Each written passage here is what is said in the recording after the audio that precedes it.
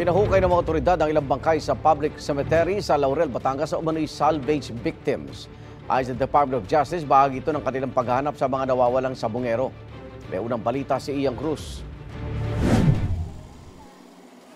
May nakitang mga buto ang mga otoridad sa kanilang paghukay sa isang bahagi ng public cemetery sa Laurel, Batangas.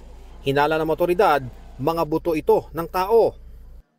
Ayon sa sepulturero na nakausap natin, 3 bangkay yung nilibing niya sa bahaging ito ng public cemetery dito sa Laurel, Batangas. Ayon sa kanya, hindi magkakasabay yung paglilibing niya dahil magkakahiwalay daw na natagpuan doon sa isang bulubunduking bahagi ng bayang ito yung mga bangkay at yung iba naman ay doon pa sa ibang area at inatasan lamang daw siya na ilibing nga dito sa lugar na ito yung mga bangkay. At sa ngayon naman ay aalamin ng mga otoridad kung yung bang mga inilibing na bangkay dito ay may koneksyon doon sa mga hinahanap na mga nawawalang sabungero.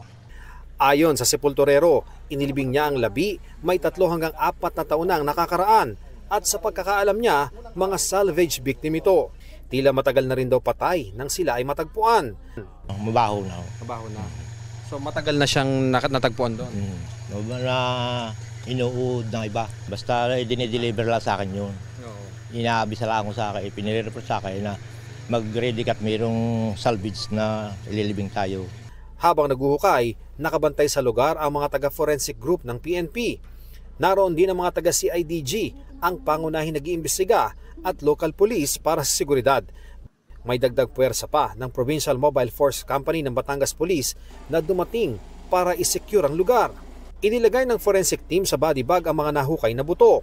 Ipoproseso ito at kukuhanan ng DNA profile para malaman ang pagkakakilanlan ng mga ito. Ayon kay Justice Secretary Jesus Crispin Remulla, ang paghukay ay bahagi ng investigasyon sa nawawalang sabungero. There were some victims found in 2020 that were just buried by the police because nobody claimed them in the Purinaria. We are exhuming them now. We are setting up the DNA bank that we need to set up because precisely of those people who are missing. Si Interior Secretary John Vic Remulla nangakong wala silang sasantuhin kaugnay ng kaso. Dahan-dahan talaga nilang tinatahi lahat yan. Pag may natahi na nila, kami ni General Torre mag-aaresto sa kanila kung sino man sila. And I repeat, no sacred cows. Ito ang unang balita. Ian Cruz para sa GMA Integrated News. Igan, mauna ka sa mga balita, mag-subscribe na sa GMA Integrated News sa YouTube para sa iba't ibang ulat sa ating bansa.